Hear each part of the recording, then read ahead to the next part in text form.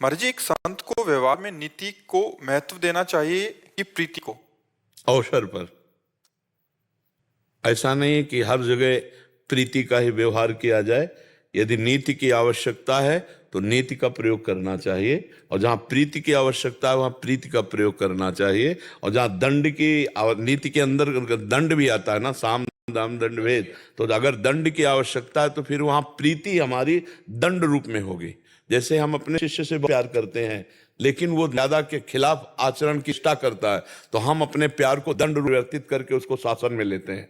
तो ऐसा नहीं है कि संत जन प्रीति के अलावा और प्यार नहीं करते, नहीं, वो नीति का भी पालन करते हैं। अगर नीति के विरुद्ध आचरण हुआ तो 21 बार क्षत्रियों का संहार किया भगवान पर। तो इस बार समझनी चाहिए कि अगर अब जैसे हम संत हैं, अब किसी का अहित हमारे कर रहा है तो हम हाथ जोड़कर प्रार्थना करेंगे, अगर इस पर ईमानदार कर देंगे, हम उसको बचाने के लिए उसको दंड देंगे और उसको बचाने की चेष्टा करेंगे।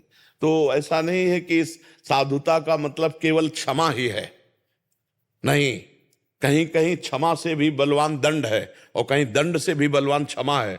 तो वही विवेकी है जो अवसर का प्रयोग करे, जो अवसर है उसके अनुसार प्रयोग करे। हर जगह क्षमा नहीं है। अब कह दो ये साधु है, क्रोध कर रहा है, वो क्रोध नहीं है, वो नीति है। उसे भय दिखा करके उसे सत्य मार्ग में चलाना। भय के द्वारा भी भगवान की शरणागति होती है और प्रेम के द्वारा भी होती है।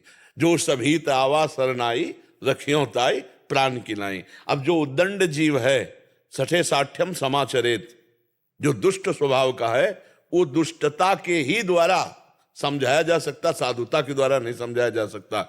जैसे दुष्ट आदमी है तो उसके सामने फिर धारण करनी पड़ेगी, आवेश धारण करना पड़ेगा। अगर भगवत आवेश नहीं है तो संभाल नहीं सकता।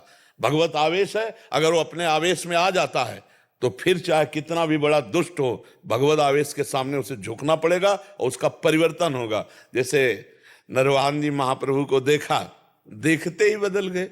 अब वो आचार्य है, वो भगवान के निज जन है, पर जहां जैसी आवश्यकता होती है वहां वैसा स्वरूप धारण करना पड़ता है। साधुता का मतलब केवल इतना ही साधुता नहीं है कि आप हमें तुम गाली दो चलेगा, लेकिन धर्म के लिए, राष्ट्र के लिए, हमारे सनातन के लिए अगर जहां बात आ गई तो फिर वहां हम क्षमा नहीं, वहां दंड की जरूरत पड़ी तो दंड का भी प्रयोग करेंगे। हमारे शास्त्रों में ऋषियों ने किया है। वेन को समझाया, नहीं समझाना, किया ना दंड का, मार दिया, तुरंत मार दिया, और फिर जरूरत पड़ी तो फिर करुणा करी, शरीर का मंथन किया और दाई और बाई भुजा से पृथ्वी और ऋषि को प्रकाशित कर दिया। जहां जरूरत पड़ी तो ऋषियों ने दोनों का प्रयोग किया है। ये हाँ महाराज जी, जैसे भजन कर रहे हैं, भजन करने के बाद जैसे एक प्रसन्नता सी होती है अंदर। हाँ। अब वो अहंकार होता है या मतलब कैसे, क्योंकि कई बार होता है कि ऐसे हाँ बहुत अच्छा हो रहा है, तो ये सोचने का समय क्यों देते हो? बहुत अच्छा हो रहा है, सोचने का समय क्यों देते हो? गुरु कृपा से हो रहा है, अगर हम कर लेते तो पहले कर लेते। हरि कृपा से हो रहा है। राधा राधा राधा राधा, जो प्रसन्नता रही उसको दबाओ अंदर। हमारे उतने से काम थोड़ी चलना है। देखो, हम कई बार एकांतिक में कहा तो हमारा लक्ष्य है प्रिया प्रीतम की प्राप्ति, तो छोटे मोटे आनंद से हमें वैसे जलन होनी चाहिए। मुझे प्रिया प्रीतम चाहिए।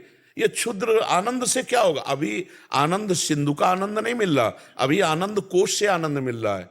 जो प्रकृति जनित आनंदमय कोश, अन्नमय कोश, मनोमय कोश, विज्ञानमय कोश, ये जो कोश है ना, इसी से कोश पर आनंद से ये जो आनंद आ रहा है, आनंद कोश से आ रहा है, आनंद स्रोत से नहीं आ रहा।